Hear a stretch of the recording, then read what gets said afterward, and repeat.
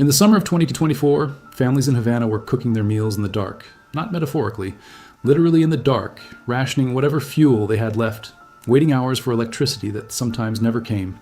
The blackouts were lasting 10, 12, sometimes 18 hours a day.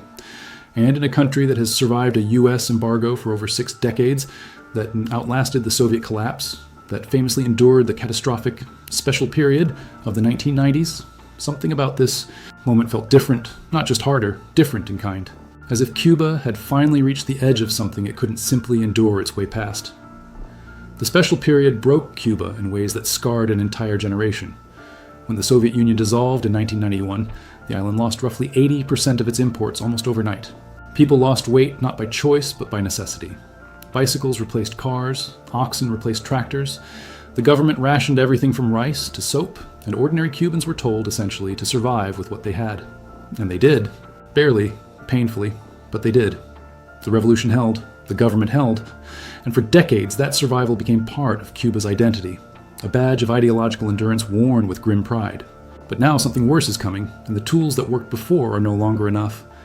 What makes today's crisis so structurally different is that it isn't one crisis. It's several collapsing into each other simultaneously. The fuel shortage isn't just a shortage, it's a cascade. Without fuel, the power plants can't run. Without power, food spoils, hospitals struggle, water pumps fail.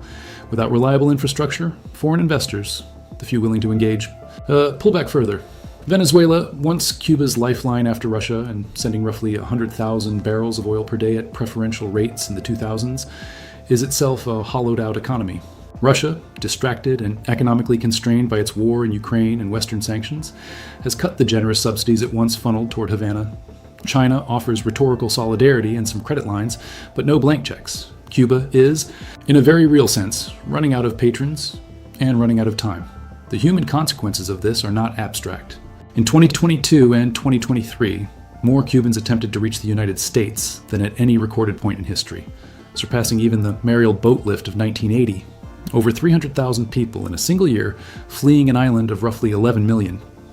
These weren't just people seeking opportunity. Many were doctors, engineers, teachers, the scaffolding of a functional society, choosing departure over despair. And when the people most capable of rebuilding leave first, what remains is a compounding fragility. Cuba survived the special period with its institutions and population largely intact. It is not clear it can survive a demographic hemorrhage of this scale. Meanwhile, Washington watches with a calculation that mixes principle with strategy. The Biden administration, and now the Trump administration, have maintained, even tightened, sanctions, rejecting calls from regional allies who argue that economic pressure only punishes ordinary Cubans while entrenching the government's narrative of external aggression. There's a genuine debate among analysts about whether isolation accelerates collapse or simply prolongs suffering. The Cuban government, for its part, has never stopped using the embargo as a political shield, deflecting domestic failures onto foreign hostility. That argument still works on some, but it works less than it used to. The protests of July 2021, the most significant internal uprising since the revolution, prove that Cubans are no longer confining their frustration to whispers. And here is where the story takes a turn that most casual observers miss entirely. Cuba's strategic value has not diminished. It has, in certain ways, quietly intensified.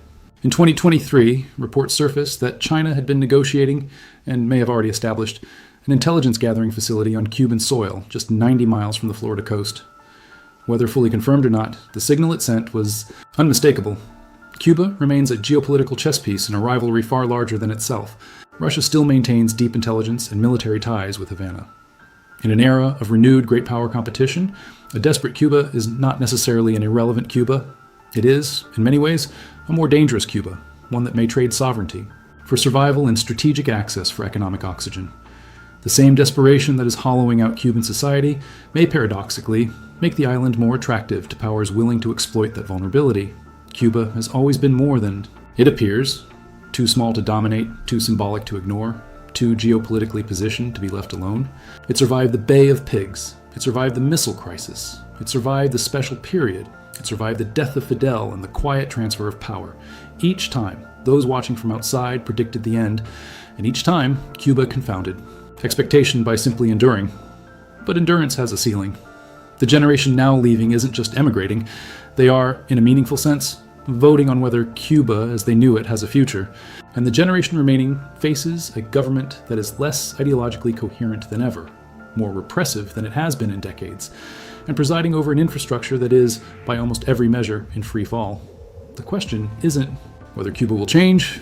It will. The question is what that change looks like, who shapes it, and whether it happens through some managed, negotiated transition or through the kind of sudden rupture that reshapes entire regions overnight. A destabilized Cuba in the middle of great power competition, sitting in one of the world's most strategically sensitive waterways, is not just a Cuban problem. It is a Caribbean problem, a hemispheric problem, potentially a global one. But this time, the crisis has no single name, no clear endpoint, and no obvious patron waiting in the wings. So the real question, and the one we're sitting with, is this. When a country has survived everything history has thrown at it, what does it mean when history finally stops pulling its punches? If you want to see the full picture, the moves. No one explains, the signals most people miss. Subscribe to Cuba Explained, leave a like, and stay with us. Because what's happening in Cuba right now isn't just a story, it's a shift in history.